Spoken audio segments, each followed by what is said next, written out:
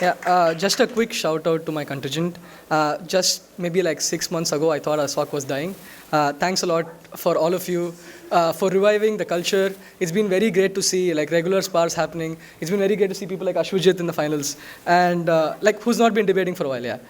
And everybody else here to have like almost 7 out of 8 people from IITB in the finals. It's like one of the, that makes me feel so good.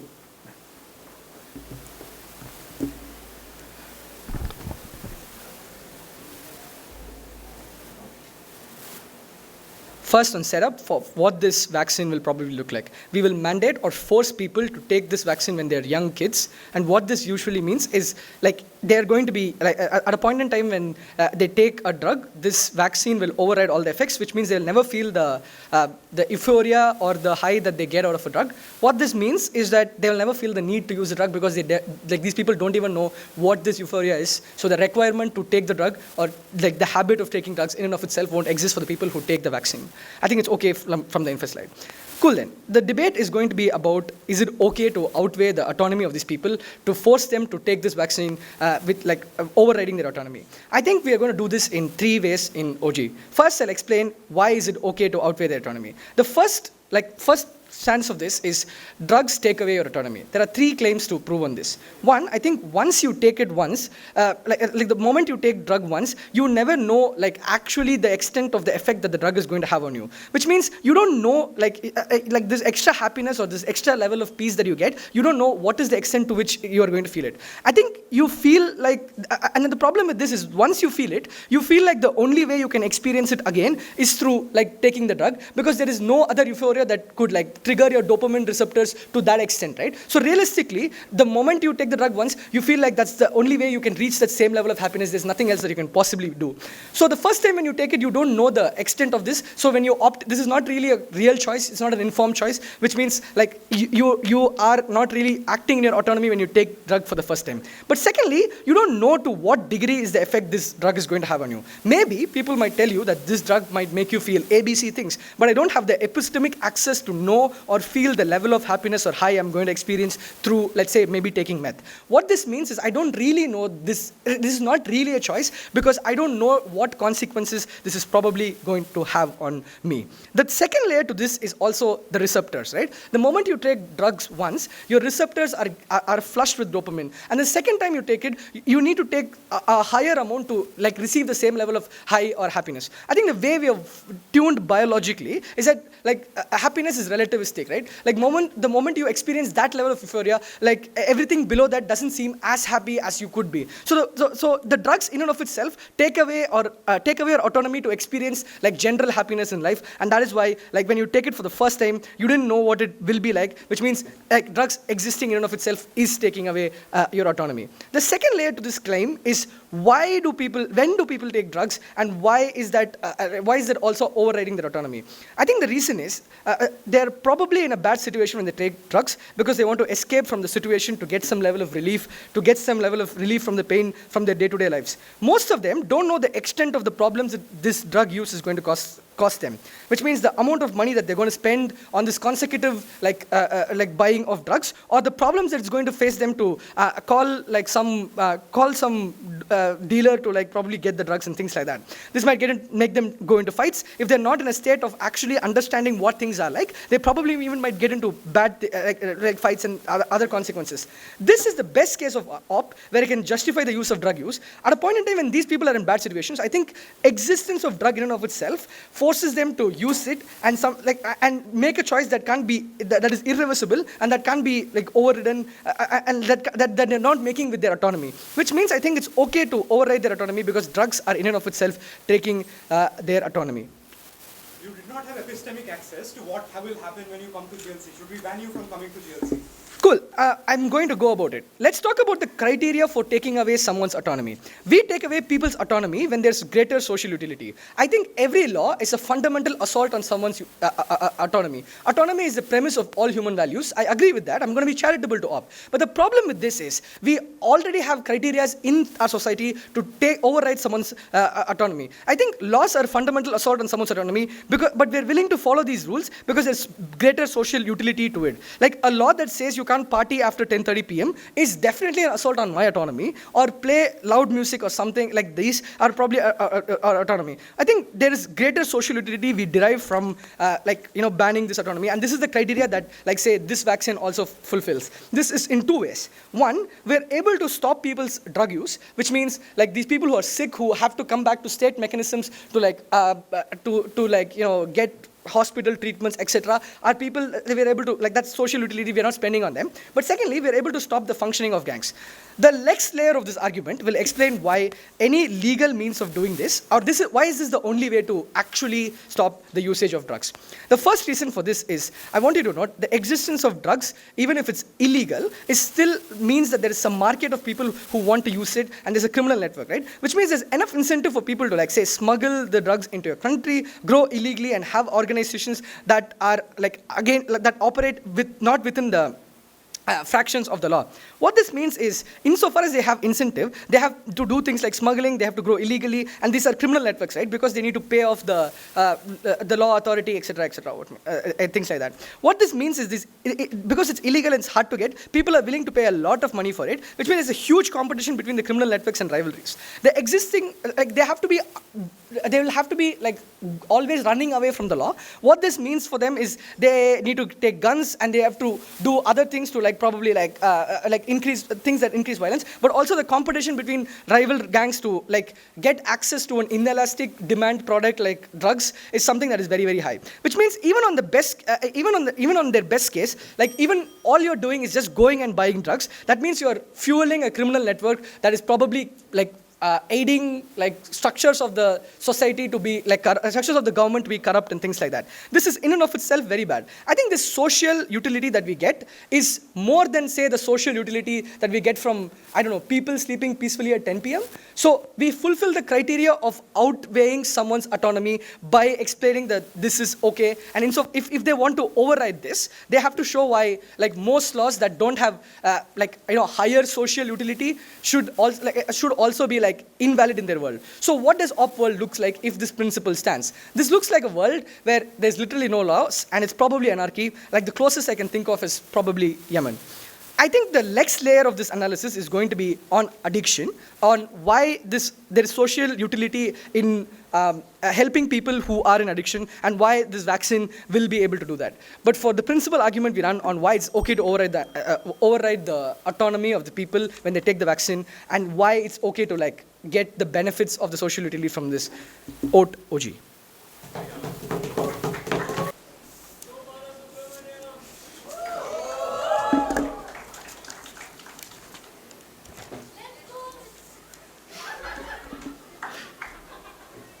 Yeah, am I clearly audible?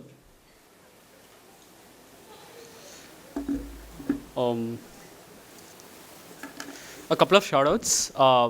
First shout-out to DepSoc seniors. Sharun, Ryna, Mahor have had a significant impact on who I am as a debater today. Secondly, to IITB DepSoc, 7 out of 8 people are in IITB finals, and a lot of kids broke in this comp, which is a good foothold for the SOC in the circuit, which is something I'm really proud about. So yeah, with that being said,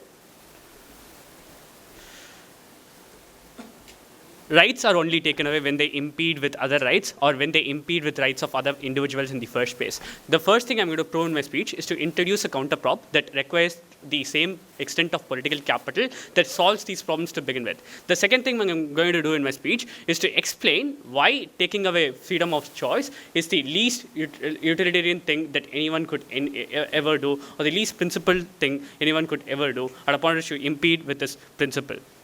All right, what is a counterprop then?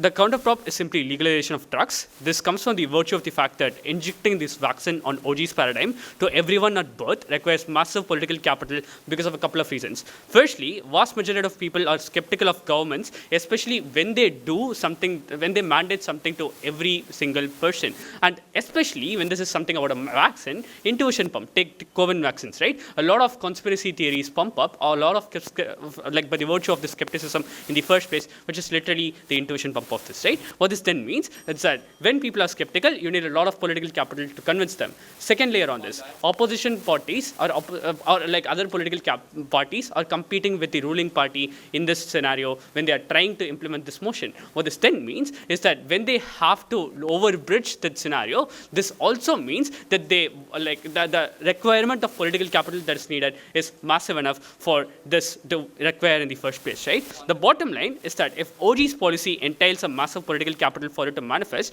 and by the virtue of motion they are able to do it, then this transitively means that we are going to use this very massive political capital to legalize these drugs as well, which means we have the capacity to legalize these drugs in the first place. This has three implications. Firstly, to regulate the quality of drugs that are sold in the first place, right? You won't have fentanyl-laced drugs, or you won't have like cheap quality drugs that kill people over and over again. So the extent of deaths that are caused by black market drugs that happens in the status quo is mitigated to a significant extent. Secondly, when you are like legalizing when you are legalizing something, state has the power to track that very thing.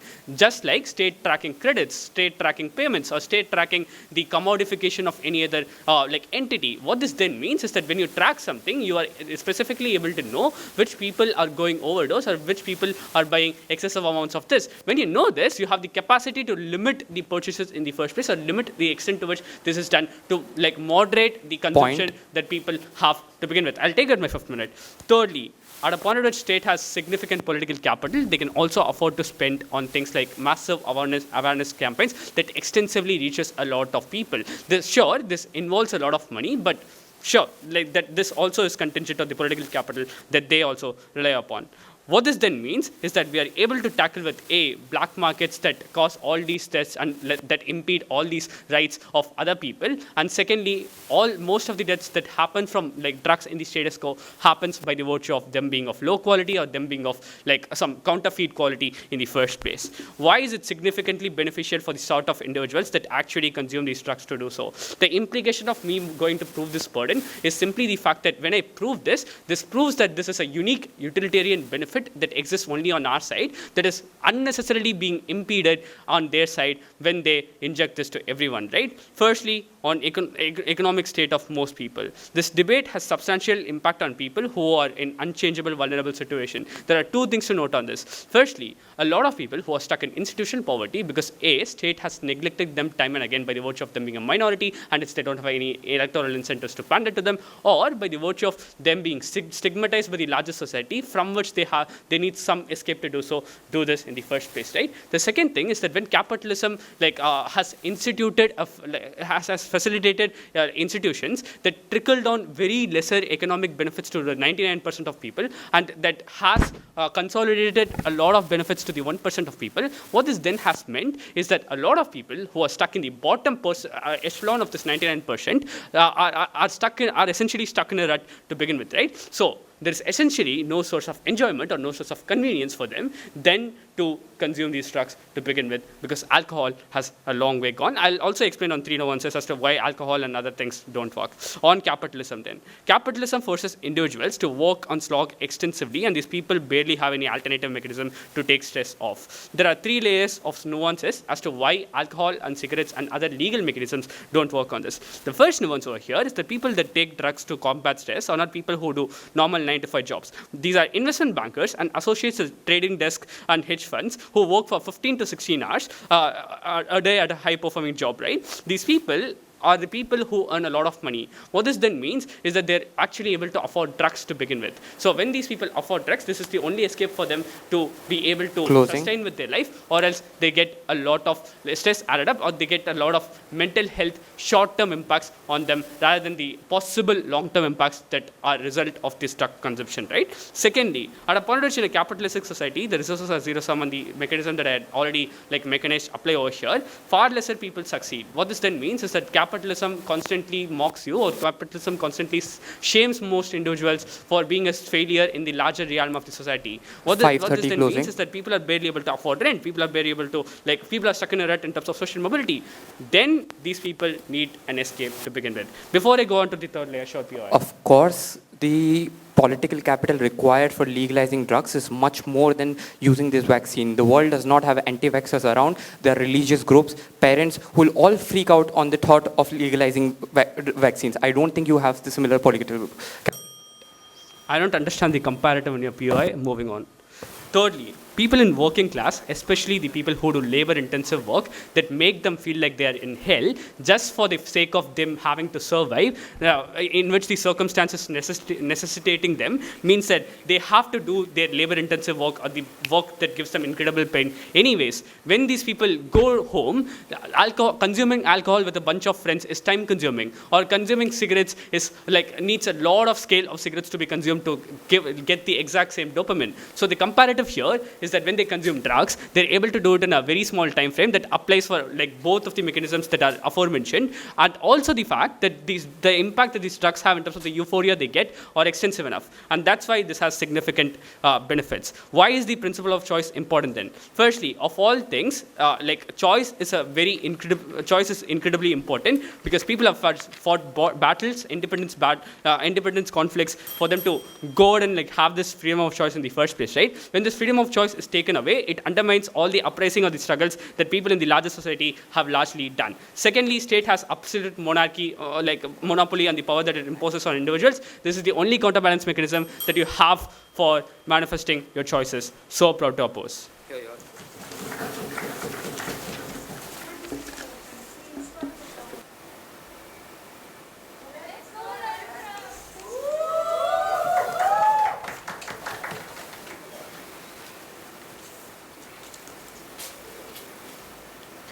All right.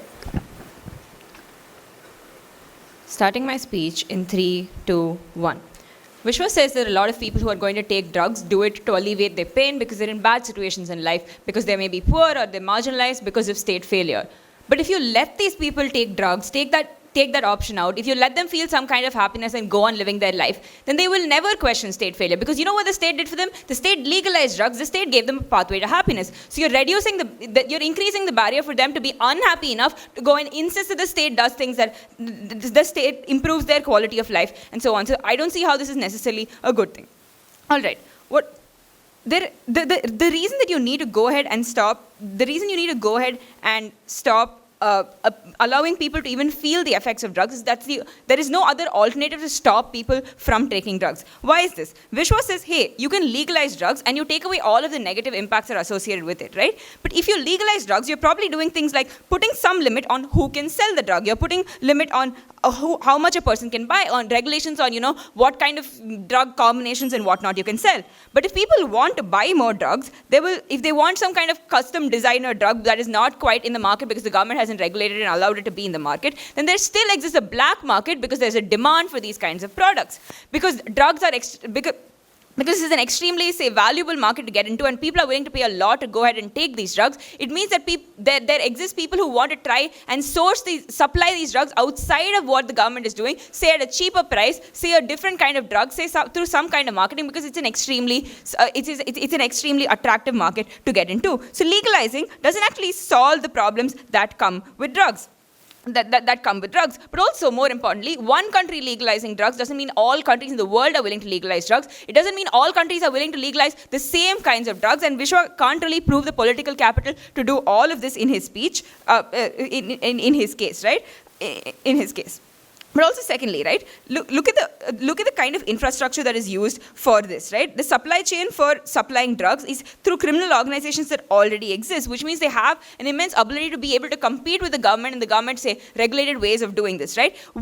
We still aren't able to collect taxes from most of the population. I don't see how you're going to be able to stop people from selling drugs at every street corner when people aren't even going to rat them out because, hey, drugs are even legal now. It's completely okay to do it. Why would you rat out someone who's doing it illegally, right? The ability to implement regulations and stop any black market from existing is almost impossible for OPT to prove, which is why they're not going to be able to win on this legalizing case, right?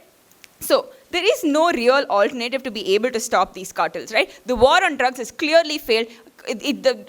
Maybe Pablo Escobar was destroyed, but drug production just moved to Mexico. It just moved to other places. You haven't been able to realistically stop cartels through any other way. So why is any possible help that drugs can give you much worse than the huge harms that they cause, right? Firstly, the huge harms they cause through things like cartels, through things like crime that's associated with the supply of drugs, with the distribution of drugs, right? Firstly, the depth of harm that is caused to people who are losing their life through this crime or cartels, who are losing their jobs, who are feeling unsafe. This is far more important. This is far more deep than the depth of harm that I feel less stressed after a breakup, or I feel less stressed when I'm going through a bad situation in life, right? But also, secondly, the harm of getting addicted to a drug, the harm of losing your life because of violence, right? This is irreversible, right? Closing. But not going to say this is irreversible, but whatever benefits that they're talking about, whatever harms of, say, not having the pleasure of taking the drug is not irreversible. And even at an individual level, right? And let's talk about the specific group of people that they are talking about, right? The poor individuals, the people who are institutionally locked out of accessing a lot of different, accessing success or money or something, right? Even these people have alternate sources of happiness or peace, which is the exact thing they're seeking through the drug, right? They have friends that they can spend time with. They have family that can make them feel happy and that their life is actually fulfilled because, hey, they got that because they were able to spend some time with their kid, right? They could feel happy that it's summer and the sun is shining. They could feel happy that they had a meal that they like to eat, right? But the relief that drugs can give you, but not only this, the relief that drugs can give you is temporary, right? Only as long as the effects last. So the drug is only able to help you temporarily, but the situations they're describing, situations of poverty, are probably things that are likely to be permanent. So the drug is not even helping you be happy the whole time, right? So I don't see their benefits are extremely small.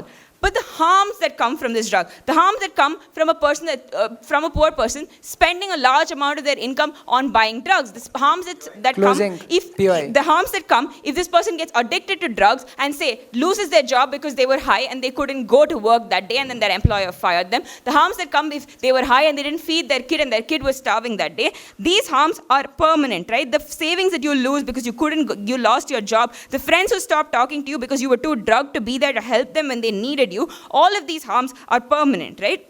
Also, finally, recovering from any kind of drug addiction is an extremely painful process, right? Because the withdrawal symptoms would involve things like bodily reactions, like vomiting bodily reactions, like depression when you are not able to access that drug anymore. This is a painful process. It's very hard to access. It's probably expensive. And OP has no way to fear that the government will magically provide for rehab and therapy programs for anybody who possibly gets addicted to drugs. The people who are worst affected and the people that are trying to help are the people who are going to be most unable to access these kind of things. I'll take closing.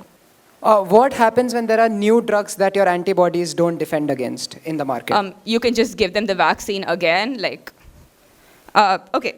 What is the if you have any POIs. My mother does not go buy potatoes from Pablo Escobar because he's selling them for 2 rupees less because she's scared of Pablo Escobar. Okay, but your mother is not like the person we're talking about in this debate. We're talking about somebody who is desperate. We're talking about someone who's looking for a drug that the government hasn't, say, regulated yet. We're talking for someone who's trying to buy more drugs than the government allows them to buy because maybe on your side you're trying to say stop addiction, but that never actually ends up working because you haven't shown the way that you can possibly do it, right? But even if we take their best case and say, hey, milder drugs are maybe okay in some way because they don't cause so many harms, these milder drugs are the pathway to harder drugs. Firstly, because the criminal networks that supply these milder drugs are the basis of criminal networks that supply harder drugs, which means that they're built on the basis of this. So if you allow, so just the presence of these milder drugs also enables the presence of harder drugs. But also secondly, right, you look for harder drugs out of curiosity because your friends push you or because you're simply not getting the same effect of euphoria from the milder drug, which means that this lowers your barrier to addiction or for looking for harder drugs, right? To save people who are dying from cartel violence, to save people who are getting addicted without actually agreeing to get addicted because they didn't understand how bad this drug was going to be, to save them from all of the harms that come with drugs, please give them the vaccine.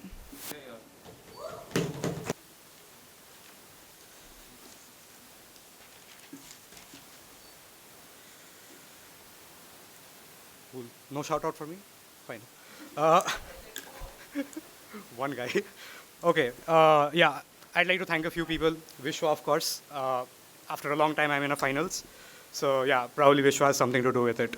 Also, DepSoc seniors, they have not only been like the guiding light in terms of my debating career, in terms of teaching me all that I know, but also have been incredible friends that have helped out in my life in many different ways. I won't be the person I am without this community, and I'm endlessly grateful to this. I'm also grateful to the debating community at large.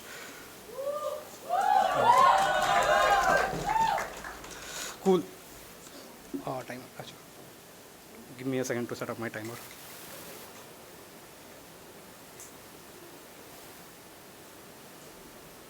Also, a shout out to Manan. He did not give me a shout out in his first finals. I will do so.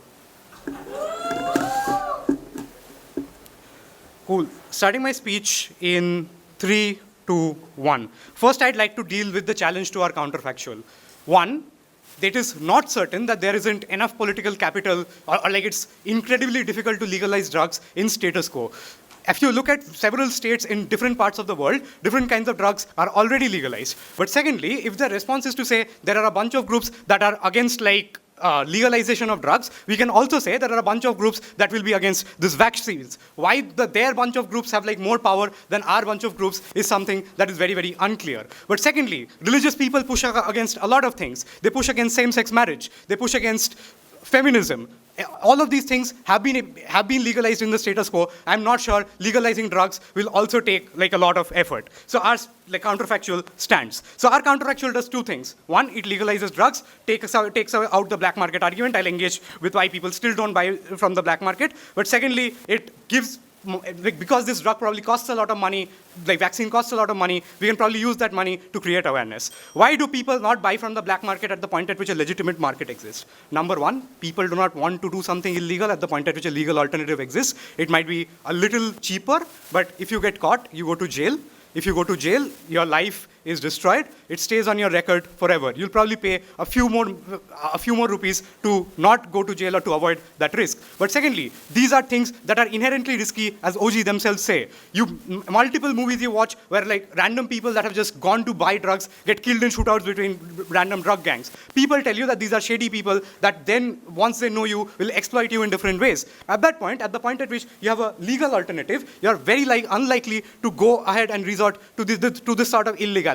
But thirdly, like at the point at which at least some people buy the legal alternative, these like drug cartels get significantly weakened, which means the supply does not exist for illegal things, even though the demand does. In which case, these people probably do not exist in the first place.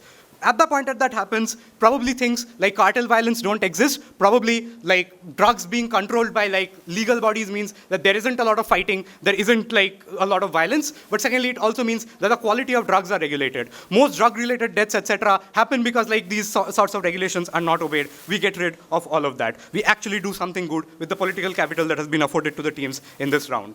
But secondly, let me deal with like their outweighing of autonomy with choice, and I'll explain autonomy to a large extent. Number one, I do not think I need to explain why autonomy needs to be preserved in most cases, because I think most judges, being ordinary intelligent voters, agree with that. It is OG's burden or Gov's burden to prove why autonomy should be impeded upon and what the correct criteria for that is. Sharun fails miserably at doing that for a few reasons. Autonomy is never impeded upon for utility. It is impeded upon when it gets in the way of other sorts of rights people have. His example of us not playing music at 10 p.m. in a residential locality is because it impedes with the autonomy of other people to be able to fully enjoy their lives. At the point at which you taking drugs mostly does not affect anybody other than you, probably that sort of impeding of like competing sort of rights does not act, and simply because of utility, you cannot get rid of rights that are very, very fundamental to people. You cannot get rid of minority protections just because a majority of the people will be benefited at the point at which the minority is oppressed. You cannot get rid of freedom of speech because somewhere Ryna might crack like a bad joke. At that point, if they do not prove that other people's autonomies are harmed, simply by proving utility, they do not take the choices, they do not take this debate on autonomy. But secondly, like, just in terms of why like autonomy matters, I'll just give you a bunch of like analogous situations where you probably will preserve autonomy as opposed to like taking care of utility or protecting people from themselves. Understand that their mechanism is like, when you get into drugs, you do not entirely know what you're getting into. That applies to everything in life. The college I take, the career I join, if I join the army, if I any kind of food I consume, any kind of place I go. Wherever I go, I do not know what the outcome is going to be. If there are cases that prior warnings and other sorts of communications don't work, they do not work in these cases either. In which case, probably no choice can be accessed by people or all choice should be banned. This argument does not make logical sense. But secondly, I'd like to run a few extensions of our own. One, I'd like to run medicinal drugs, and why? A lot of illegal drugs have very good medicinal applications that get completely taken out, because at the point at which the effects of the drugs are neutralized, probably the good effects of them are neutralized as well. But thirdly, I'll steal their extension and run why like newer drugs are probably bad, and like this probably symmetricizes the debate. Number one is in terms of good drugs. Understand, a lot of illegal drugs are drugs that were initially developed to treat diseases, are drugs that were like initially developed to take care of remedies or take care of maladies that other drugs could not take care of. This looks like aspirin, when taken in higher quantities, can become an addictive drug, or when taken without reason, without a prescription, can become an addictive drug. At the point at which the definition of an illegal drug is just something that is banned for like banned from the public, a lot of such drugs have been banned. Things like things like having morphine, things like the medicinal qualities of hemp, etc.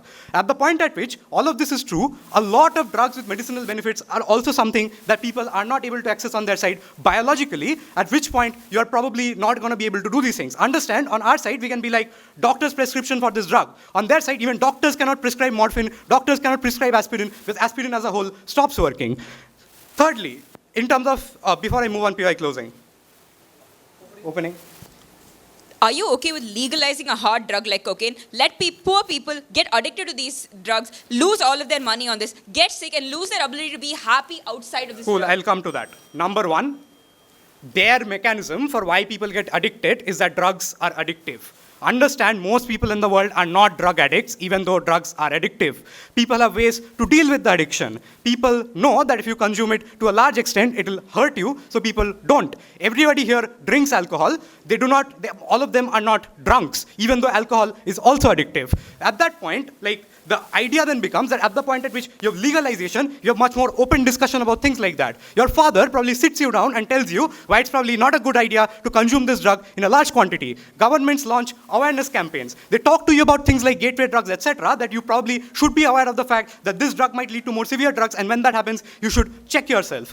We think that like these sorts of things can be taken care of, and in fact, they do not prove to the fullest extent why just drugs being addictive means that most people sort of get addicted. Empirically, it is not true. But like, secondly, like even if like a small number of people get addicted, that does not nullify the right to autonomy they have.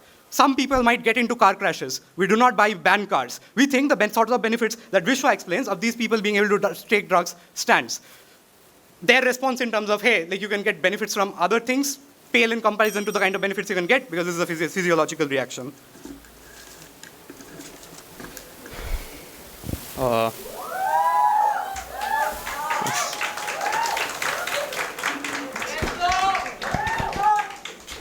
Hello, am I perfectly audible? I am the one non-IITB member they kept on referring. That's for context. So, yeah.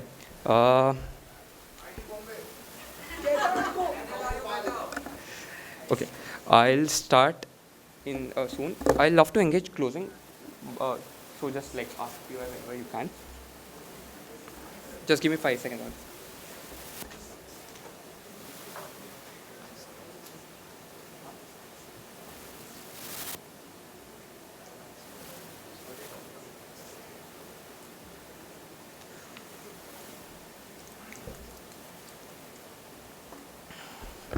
5, 4, 3, 2, 1, go. First things first, I'm not a scientist, and assumably no ordinary intelligent voter is, so we'll have to work on a lot of assumptions here about how this vaccine works. We'll make reasonable assumptions and prove to you that why OO case is a non-starter. Then, first attack. I simply am unwilling to accept the premise that the political capital which is required for legalizing drugs across countries, because you can't set this in a particular country, is sufficient to legalize drugs in the most countries. First, they say that there will be groups who will be against vaccinating everybody too. Surely they would be. But the real question here is that how many of these people would be and how much political capture would they have as compared to religious groups. Note that religious groups across countries have large political capture in terms of their endorsement make candidates win elections or lose them. Note, second, there are campaigns that have failed simply because there was a drug scandal that came out simply because that political candidate had some point in their life used a drug. 3, parents are obviously going to be paranoid about it for all the obvious and correct reasons Nayantara pointed out in DPM speech, which means they aren't going to be thrilled thrilled about legalizing drugs. I'm absolutely unsure how will they get so much political capital to legalize drugs across countries, including conservative countries, which is their burden because you can't house set in this debate in any particular context. I am incredibly unclear how that would happen. But in any event, their case is a non-starter. I'll tell you why. Because they accept when Nayantara challenges them in DPM that look, there would always be newer drugs that would come up, which is, by the way, CO case also. Note, why is this important? Because if you want to pass a law legalizing drugs, how would you pass it? You will list out names of drugs, yeah, right? You can't pass a wholesale law saying that, we legalize all drugs. If you want to do that, that's political suicide on your side. Because obviously then you are legalizing a lot of drugs which are not being like researched into, as CEO correctly points out, which then means that there would always be some drugs which you will not legalize. Then maybe you could use this vaccine for these drugs. I don't know how you are in the debate then, which means specifically you're off clash anyways. Having said that, then let's go to OG and why CG wins over OG. Note, then having proven to you that they don't have requisite political capital to legalize drugs, this debate is not about the principle, which is where we'll outweigh them. And then two, will build on the scale of impacts. Admittedly, they do talk about this, but they don't talk about it deep enough. We'll build deep enough about it. First, why is this not about the principle? Note, having proven to you that don't have the requisite capital to legalize drugs, note, we are already operating in a world where certain drugs are illegal. So this debate can't really be autonomy, because at the very point you illegalize those drugs, that autonomy was snatched away, which means you don't have the autonomy to do things which are illegal, which means this is a debate which is out of the scope of this particular motion set, which means the real debate that we need to have here is whether this vaccine should be illegalized or not. Which means the only possible principal challenge could be that you're violating people's autonomy by forcing them to punch them in the skin, because this is the only extension, because you already had the drugs illegal. The only new thing that is happening is now you're also having to take a vaccine to that effect. But to that effect, I think Sharun is right. There are many things which we already make them do. For example, things like forcing people to take polio vaccines. I know that the one is for diseases and this is for drugs, but in most set of countries, for most parents, I don't think that they do distinguish in terms of the indesirability of the two of them. But second, more importantly, their case can't make them win the debate, because their case only proves the permissibility of injecting this drug and not the desirability, which is the real burden in this debate. Note, on the desirability, and this is scale of impacts purely, I would now be very charitable and clear about what comes in OG and how we'll beat that, but before that, CEO, your extension. In 15 seconds. Okay. Hopefully they figure it out by the end of the speech. Okay, then, having said that, now let's build on scale of impacts. And this is going to be massive, because note, I'm going to claim impacts and you have to list them down and then compare in your notes if OG has these impacts. First is, I'm going to tell you that what all things happen when you have drug cartels. OG says, you have people with big bad people with guns and they shoot themselves sometimes. Well, that is true, but that's not the extent of it. We'll build the real extent of this, and this will be the winning extension on CG.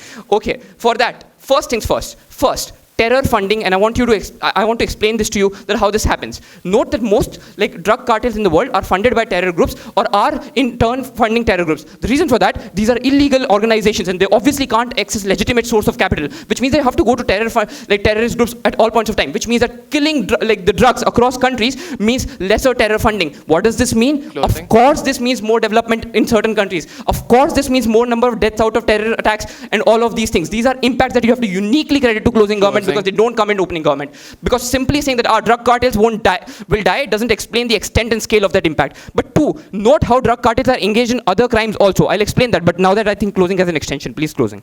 Why do you think illegality corresponds to the negative impacts of drugs? Explain it better in your speech. I really don't understand that. Because what I told you is that you don't have the requisite political capital to legalize drugs.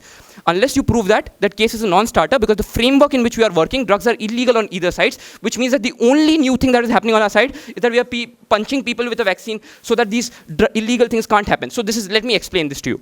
When you illegalize drugs, it meant that if you took an illegal drug, you would be incarcerated. That's already happening.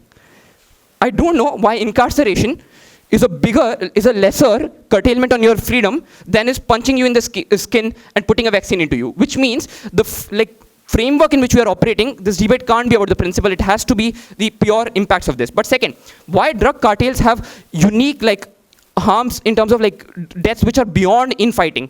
Note, many drug cartels across the world are associated with other notorious crimes also. These things look like kidnapping, hijacking, and multiple other criminals. This is simply empirically true, and ordinary intelligent voter knows about this.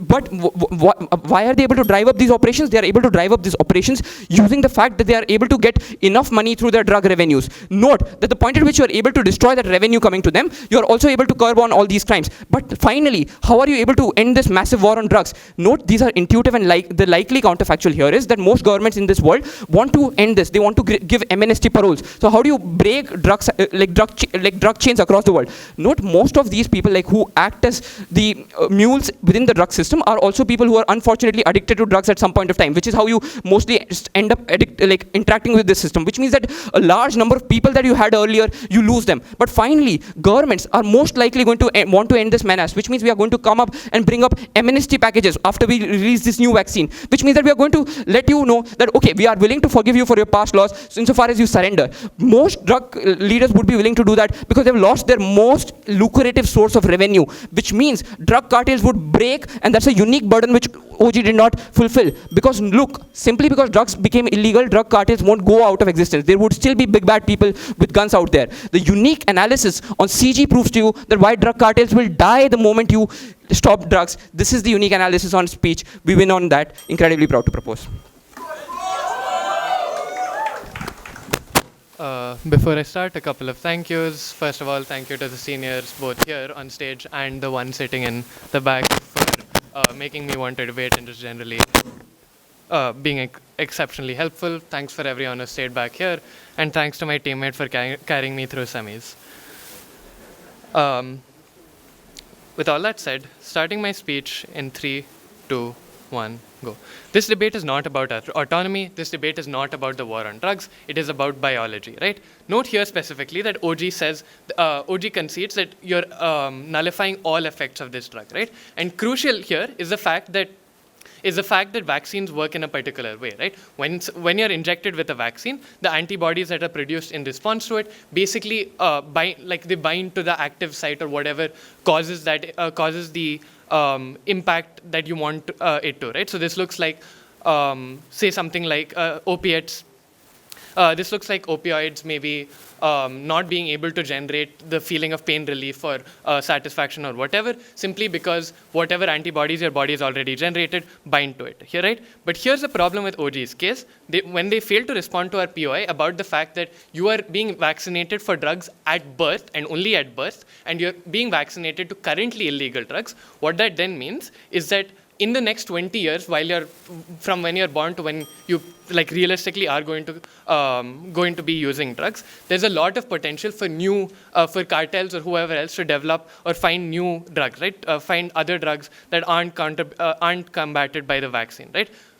They have the incentive to do this because obviously they want to keep making money for all the reasons OG tells you, and they have the capacity to do it because they're big billion-dollar organizations. They already have labs that manufacture stuff and all that, right? With all that said, what are our extensions? What are our extensions, right? First, we're going to tell you that we think that currently illegal drugs, just because a drug is currently illegal does not mean it cannot have effects in the future, right? Why is that the case? Because when the FDA or whatever drug organization chooses to ban a drug, they're doing so because they often do so because they don't have sufficient information about exactly how this drug works, right? The obvious reason to do this is that you don't want someone using a drug right now just because you don't want someone using this drug right now just because it exists, right? Because you don't really know how it works. However, that does not mean that in the future you cannot find other important uses for this, right? We've seen this all the time. We've even seen this with something like, say, Ozempic being randomly found to be a weight loss drug, even though it took a long time even though it took a long time for that to happen, right? What that then means is that because a lot of these drugs that could potentially have helped out later are already banned, people can't actually use them to solve whatever other diseases they later could solve, right? Why is it likely that a lot of these diseases in the future are going to be cured by this? One, because there's only a limited number of active molecules and drugs that actually have an effect on the human system, right? Most drugs that you see are either small variations of each other or they're just combinations of a bunch of other stuff, right? Which then means that whatever vaccine you have is going to inadvertently end up stopping a lot of these other impacts from happening. Both of them just are mitigatory. A society with cheap, free-flowing drugs means there are drug addicts who are sick, unable to work and pay taxes. There is no Okay. value to this world. Sit down. What we're telling you is basically that if you have extremely important drugs that help people who have done nothing wrong, who just want to be cured of a disease, you are basically saying to them that, oh, there are drug cartels that exist and we're going to screw over your life simply because we don't want someone else getting addicted to cocaine, right? At best, for all the reasons they talk about on autonomy, we're finally proving why that's really bad, because people who have done nothing wrong don't have access to autonomy. At worst, I think it's fairly easy to weigh that, like, if the pharmaceutical industry is screwed, that's a much bigger impact than some people consuming drugs, some countries being affected by the war on drugs and stuff, right? But the other thing, which Pranjal tries to cover in 30 seconds, is the fact that a lot of common drugs, a lot of illegal drugs actually have common uses, right? We're assuming that when you define what being illegal means, it's drugs that are illegal by possession in a lot of cases, right? So we think that looks like opiates, or in a lot of cases the active ingredients in cannabis and stuff like that, for example, right? At that point, the problem then is that a lot of these drugs have real world uses and are currently used in pharmaceuticals, right? We think that Pranjal tries to bring this out in his speech, but there's two problems. We think, one, you need to spend a lot more time explaining exactly why these vaccines are not going to allow you to access this, particularly given Ops' major push about how they're only going to affect illegal drugs in the ways they're used negatively, right? But second, we think that the impact is far more than just like opiates that are directly used in the same use case, right? It's not just opiates are used as painkillers, or they're also used to make you feel happy, because they're very similar use cases, but a much broader impact, which is that, sure. The illegal drugs are things that only stimulate happiness receptors in your brain. They don't really affect any other receptors in your body. But also pharmaceutical companies have a huge incentive to make drugs that can overcome Sit down. Got it.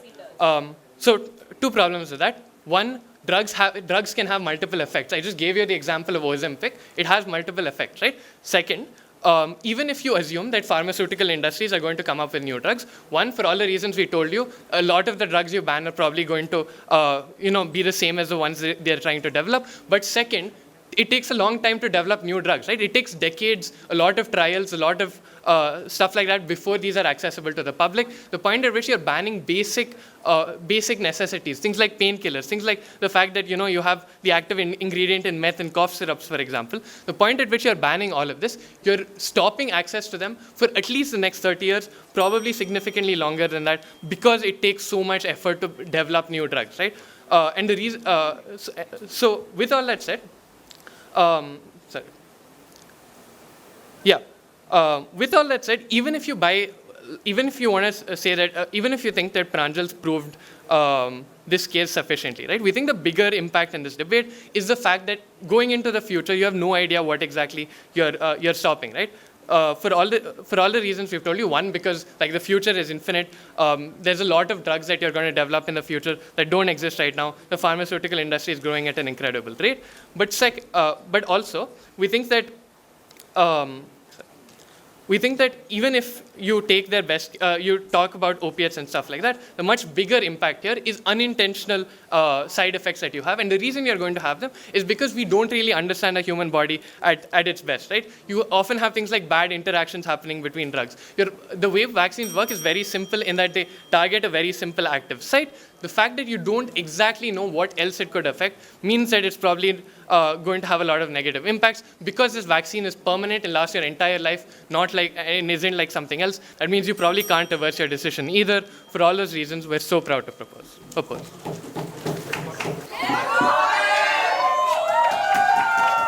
Thank you.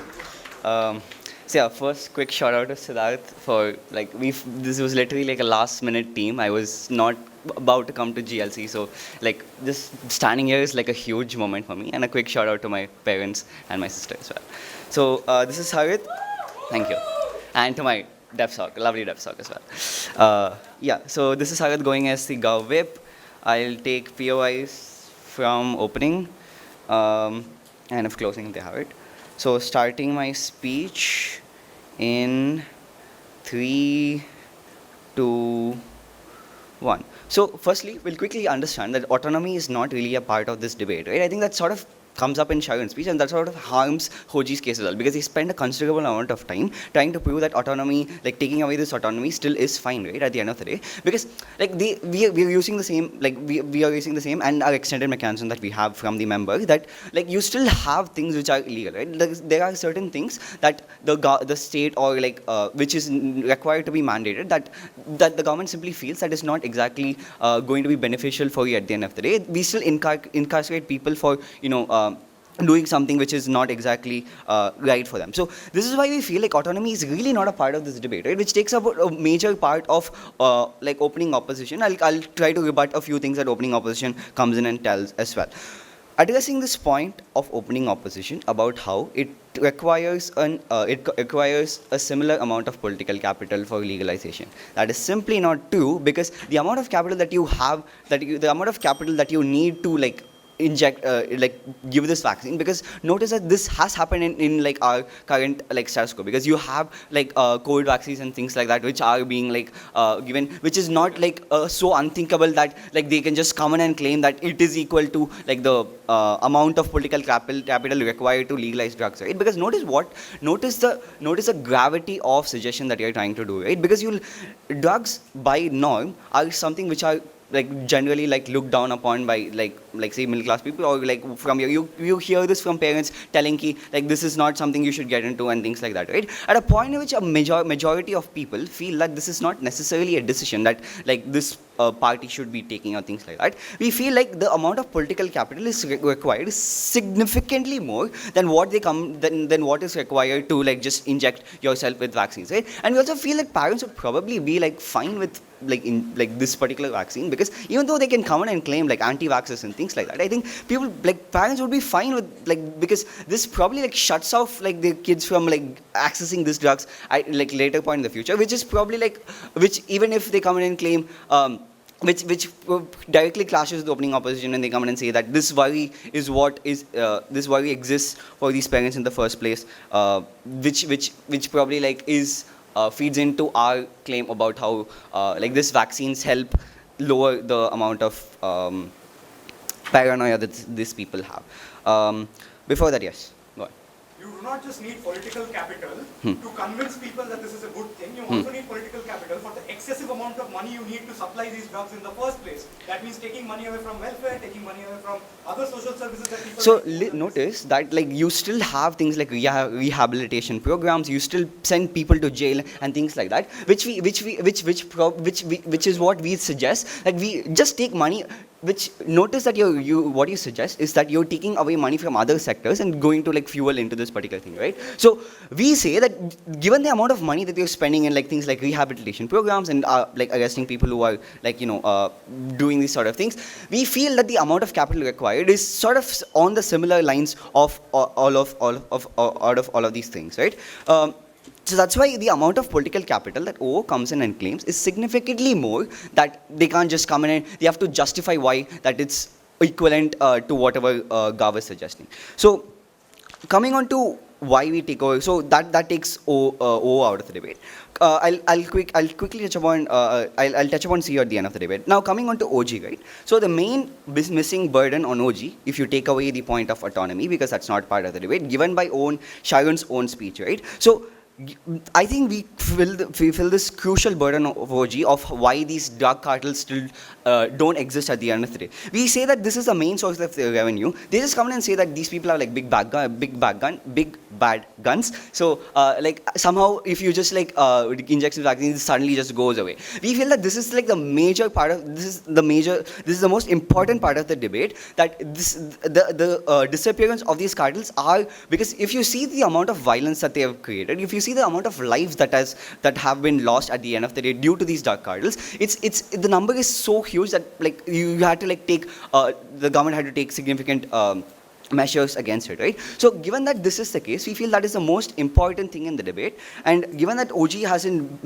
like filled this missing link, we come in and tell you that these people like lose their main source of revenue. They probably lose their like working people, because they no longer feel that this is like a avenue of area where they can make interest. So even if you have these big people who want to make like revenue out of this particular area, you still don't have these lower level workers, because these are the people who you need to like produce these things like these in the first place, right? Notice the impacts which this unlocks, right? Because notice like the amount of money that these drug cartels make is very, very huge.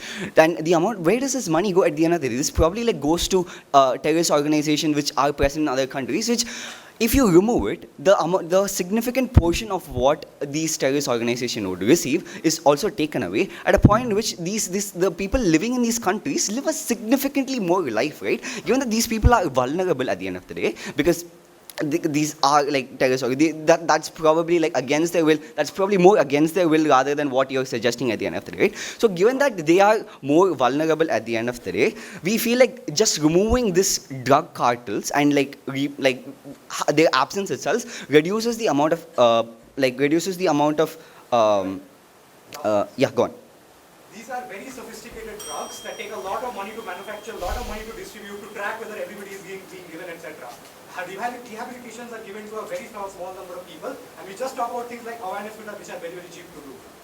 So, no, but even if awareness are true, what is the likelihood that this awareness programs are going to like have an effect on these people, right? You never prove likelihood. You just come in and say there's awareness programs. If you just simply do, it would work at the end of the day. So I don't see any form of analysis on O, due to which, like, thank you for letting me point that out. So due to which O loses out again. So that is the weighing, right? We feel like we make the lives of these people significantly better in these areas, like in areas which are funded by these drug cartels. And quickly taking out CO, like they come in and just work on this technicality of how, like, in the future, if new drugs come up, you just like, how are you going to deal with that, right? So like, why not just modify the vaccine, or why base your entire case on a technique? I do not understand how that's like a winning extension for you. I feel like that is very unstrategic.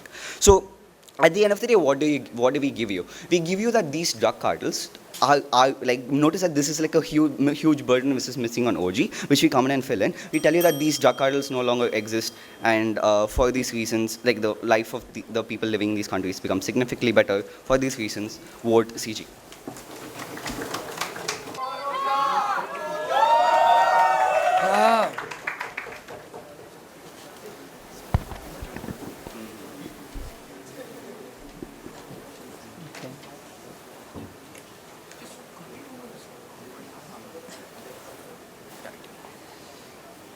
Wait, should I begin?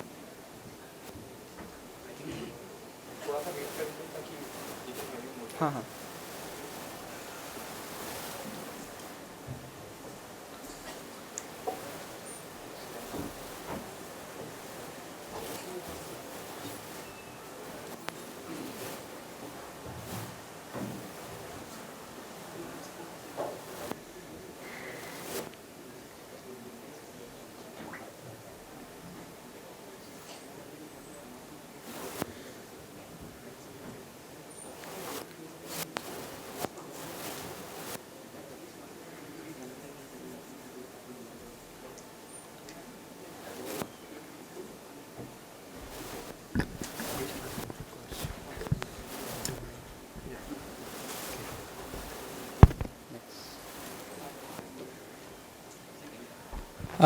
Okay, yeah. Firstly, a big shout out to DepSoc seniors, my teammate, DepSoc juniors, my DepSoc peers. हाँ?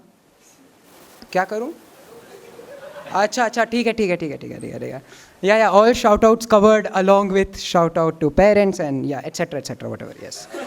Okay. Now to get to the real part, right? Okay.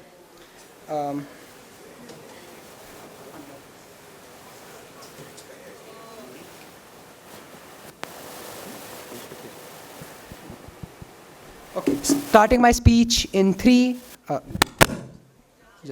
2, 1. Okay, so here's what CG basically gave us, right? Like, we take CO out of this debate because we'll simply modify the vaccine so that these medicines work. So meth, opioids, and all of these things are now going to not be blocked by the vaccine, right? Okay, so firstly, to engage with the government side, right? They do tell us that cartels will be unable to create new drugs and new alternatives, right? Now, by their characterization, cartels are these large organizations that are involved in kidnapping, murder, and they have been able to like avoid the US and like major world governments for like a large period of time. They have meth labs, but note also that like they have the political capital because the economies of those said countries depend on drugs. So like they have the ultimate incentive to research drugs, right? But here's why they're actually going to be able to do it faster than the pharmaceutical industry, because they don't even need clinical trials, right? Anything that hits is a fine drug now. So basically, just to be charitable in this debate, let's just say that you cannot develop new drugs in anybody's lifetime. Fine. Okay. So firstly, let's look at like OO case, right? So already like Gov gives us enough on opening opposition to remind us that illegalizing drugs is probably not that feasible, right? Like, okay, already a lot of mitigation has been done on that part, and they give us like 30 seconds on why they believe that like good drugs will be banned. What we give you on the other hand is one, why you are killing away the opportunity for development of new like world-changing drugs in the future. Number two, why you cut off access to good healthcare to like billions of people worldwide, right? Like 8 billion people effectively who can't access painkillers anymore, can't access anti-allegrins anymore, because all of those are essentially going to be drugs that also have the side effects, right? Okay. So now engaging with the OG case, right? So OG basically gives us that like, firstly, Sharun basically mentions that this is all effects of drugs, and we already give you intuition as to why that is, because one, like the study of drugs is very new, right? So for 10,000 years of human civilization, drugs have probably existed for like 70 years, right? So it's like a new field. We're still studying drugs. We still don't understand them completely. Most of the research on drugs is probably done on the opioids that are currently present. What you're going to then do is like remove those research papers. All of that scientific progress is for nothing. That's why it's going to take an insane time to develop new drugs, so new drugs that are helpful to the people. So basically, there are going to be many generations of people who don't literally have access to healthcare. Yeah, POI. Yeah, okay, maybe they create 10 new drugs. What's the harm? That's like literally comparative then, because 10 drugs here, 10 drugs there. Where's the delta on CO? Because these 10 drugs will perhaps be safer the last set of drugs we made in 1950s. Okay, yeah, sure. I think I'll remind you, delta on CO is that like all the cancer patients that are going to come in that generation don't have access to painkillers because those are opioids and you're going to give them drugs. In fact, we already tell you why opioids have like very similar structure to painkillers, because they're essentially the same thing. In fact, pain killing and the happy effect of drugs is literally the same thing, just to a different degree, right? So all these painkillers disappear. Again, drugs is a new field, so that's why I don't understand how you're going to develop new drugs in any case. Yeah. There are two potential harms in this debate. On Gov, the harm of some people being less happy or not accessing a few medicines, which can anyways be developed through alternate routes. On Op, addiction, cartel violence, and drug addicts ruining non-drug users' lives. Okay. Simple response to that again. I'll just come to that in my weighing anyway, but I'll come to here right now. So firstly to point out, opioids are like used as like base material in most drugs, right? So you'll see them being used for like painkillers, anti-allegrins, and in fact even in cough syrups, which you use in your day-to-day life. The delta is literally huge, right? Like how many of us can say that you haven't used these essential drugs in your lifetime, right? So it's not like some people will not have access to good medicine within their generation. It's going to be a large number of people, at which point you have to tell us why the drug cartels are so important to you, or like they are so damaging that like you would want to, remove access to healthcare from like most of the world, including people who work in the drug cartels, who already also probably need to use this medicine. Once again, like I have mitigated the entire point on why there are 10 new routes for new medicines to come into place. Right, okay.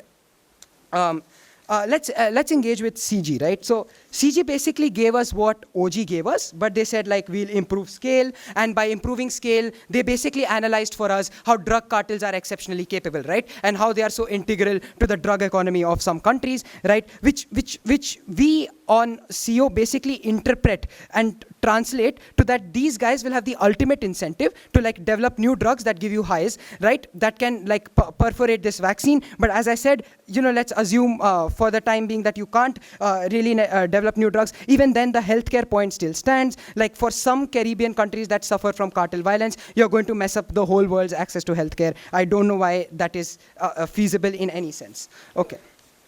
No more POIs. Okay.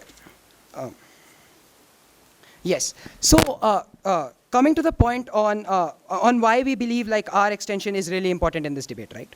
So number one, we tell you why there is so much potential in lot of drugs that you currently consider illegal. By the way, opening half does nothing to tell us what illegal really means, right? So I'm assuming here it's illegal by possession, like it's in most nations. And if it is truly illegal by possession, these are generally pharmaceutical drugs. Why are these pharmaceutical drugs? Because those are produced in the most massive amounts globally, which people can abuse. So you are not allowed to hold them personally in your own house. So what that basically means is the same thing, right? Like the access to drugs is important because these drugs are useful to you on your day-to-day life. But also like the entire argument on like the world is worse off because all these people, they have nothing to look forward to. Like that still be true because like the progress that we have made on drugs, they have become accessible to poor people. Now that you shift the entire supply chain and invest money into developing new drugs, poor people will not have access to good medication or good healthcare, which again puts the same poor people, the same vulnerable people at the short end of the stick, right? So to basically summarize, we give you two things. We tell you one, why there is so much potential in these drugs to treat new diseases. But number two, we tell you why this is the most important delta in the debate because it affects the most number of people. It's the most immediate impact, right? Their impact is minimal, but also the cartel does like 20 other illegal things. They'll probably somehow sustain themselves anyway and have the urge to create new medicines. For all of those reasons, very proud to oppose.